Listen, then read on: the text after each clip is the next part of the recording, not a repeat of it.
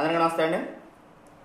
పిఠాపురంలో comedy start చేసినటువంటి వర్మ పిఠాపురంలో ఏది డెవలప్ అవ్వట్లేదు అని ప్రచారం చేయాలి అనే ఉద్దేశంతో అక్కడ ఉన్నటువంటి ఎమ్మెల్యేగా ఉన్నటువంటి పవన్ కళ్యాణ్ గారిపై బురద జల్లాలి అనే ఉద్దేశంతో కొన్ని కామెడీ స్టార్ లెక్క మారిపోయి పోస్టులు పెడుతున్నాడు. మంచిదే వర్మ గారు, ఈ దఫా పవన్ కళ్యాణ్ గారు ఈ సంవత్సర కాలంలో చేసినటువంటి అభివృద్ధి కార్యక్రమాలు, శాంక్షన్ చేసినటువంటి రోడ్లు కానివ్వండి, ఆల్రెడీ డెవలప్మెంట్ అయినటువంటి డ్రైనేజ్ వ్యవస్థల గురించి కూడా నువ్వు పోస్టులు పెడితే మంచిగా ఉండేది. నువ్వు ఏ ఉద్దేశంతో ఎవరి అండ చూసుకొని నీ విధంగా పోస్టులు పెట్టినావో మా అందరికీ తెలుసు.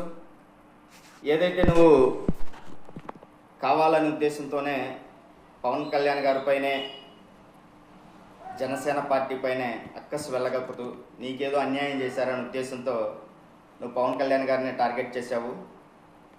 అసలు నువ్వు 16 సార్లు గెలిచినా కానీ డెవలప్ చేయలేనటువంటి పనులు ఆల్రెడీ పవన్ కళ్యాణ్ గారు చేశారు. అదేంటో మీరు చెప్పమంటావా? రీసెంట్గా పిఠాపురంలో అండర్ పాస్ గురించి 60 కోట్ల రూపాయలు శాంక్షన్ చేయించుకొని వచ్చారు సెంట్రల్ గవర్నమెంట్ నుంచి. 100 పడకల ఆసుపత్రి శాంక్షన్ చేయించుకున్నారు. ఆల్రెడీ డెవలప్మెంట్ కూడా జరుగుతూ ఉంది. సామర్లకోట నుంచి పిఠాపురం వచ్చేటువంటి రోడ్డు ఏదైతే ఉందో దాన్ని పూర్తిగా ఆధునీకరించడం జరిగింది, కొత్త రోడ్డు వేయడం జరిగింది. ఇలాంటి నువ్వు పొర్లు దండాలు పెట్టినా నీ నియోజకవర్గంలో పనులు చేయలేవు. గతంలో నువ్వు 2014 నుంచి 19 వరకు ఉన్నప్పుడు అదే ఆ జగ్గే చెరువులో నువ్వెందుకు ఆ డ్రైనేజ్ వ్యవస్థల్ని మార్చలేకపోయావు? ఎందుకు నువ్వు డెవలప్మెంట్ చేయలేకపోయావు? ఆ రోజు నువ్వు మట్టి దోచుకోవడానికే ప్రాముఖ్యత ఇచ్చావా?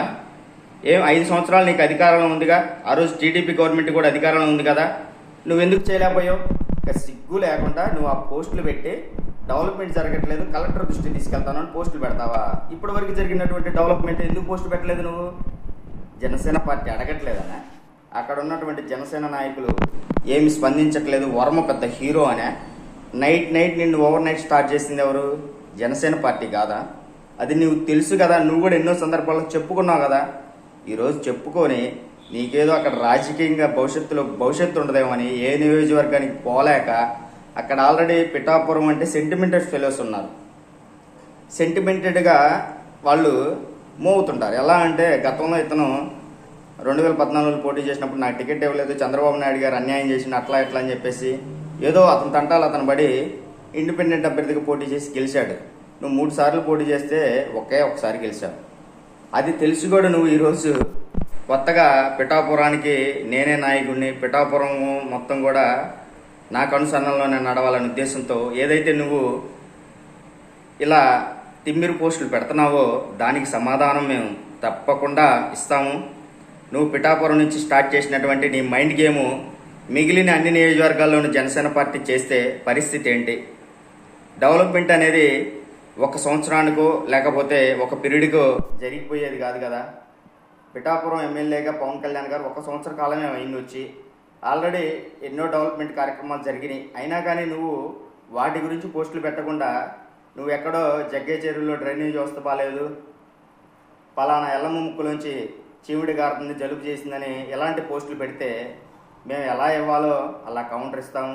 కౌంటర్ ఇవ్వడానికి 1 సెకండ్ కూడా ఆలోచించాము. ఎందుకంటే జనసేన పవన్ కళ్యాణ్ గారికి కేవలం ఆయన కష్టార్జితంతోనే బతుకుతుంది. ఎవడి దగ్గర రూపాయి ఆశించి ఆలోచించి దుర్మార్గంగా సంపాదించుకొని దోచుకునే పార్టీ అయితే కాదు. మేము ఎక్కడ ఇవ్వాలో అక్కడ ఇస్తాము. గతంలో నువ్వు ఏదైతే పిఠాపురంలో మట్టి మాఫియా నడిపావో దాన్ని కూడా వెలుగులోకి తీసుకొస్తాము. నీ చరిత్ర మొత్తం తీస్తాము. ఏదైతే నువ్వు పవన్ కళ్యాణ్ గారిని టార్గెట్ చేశావో ఆ విధంగానే మేము కూడా ప్రచారం చేస్తాము. ఏ నియోజకవర్గాల్లో ఎక్కడ డెవలప్మెంట్ జరుగుతుంది దానికి జనసేనగా మా వంతుగా మేము ఆల్రెడీ కూటమిలో అధికారంలో ఉన్నాము. మమ్మల్ని నమ్మి ఓట్లు వేసిన వాళ్ళు కూడా ఉన్నారు. కాబట్టి వాళ్ళందరికీ కూడా మేము కూడా న్యాయం చేపియాలి. కాబట్టి ఇలాగే మేము స్పందిస్తాము. నువ్వు నిన్నే ఆదర్శంగా తీసుకొని పోస్టులు పెడతారు జన సైనికులు. దానికి నువ్వు కూటమి గవర్నమెంట్కి ఏం సమాధానం చెప్తావో అతి తొందరలోనే తెలుస్తుంది. నువ్వు ఏదైతే ఈ పోస్టులకి పెట్టి అక్కడ ఏదో డెవలప్ జరగట్లేదని పవన్ కళ్యాణ్ గారిని బ్లేమ్ చేయాలని ఆలోచనతోనే ఉన్నావు. ఇస్తాం తప్పకుండా. నీ వెనుకున్నటువంటి వ్యక్తులు తెలుసు, పార్టీలు తెలుసు, దానికి ఎప్పుడు ఎక్కడ సరైన సమాధానం ఇవ్వాలో ఇస్తాము. గతంలో ఉన్నటువంటి జనసేన కాదు, ఇవాళ ఉన్నటువంటి జన సైనికులు ఏమి ఆశించకుండా పవన్ కళ్యాణ్ గారి నాయకత్వాన్ని బలపరచడానికి ఈరోజు వేలాదిమైనటువంటి సైన్యం, కనిపించిన సైన్యం ఆయన అనుకుంది. అది నీకు కూడా తెలుసు. ఇవాళ పిఠాపురంలో ఎలాంటి ఎలక్షన్ జరిగిందో నువ్వు గతంలో చెప్పావు.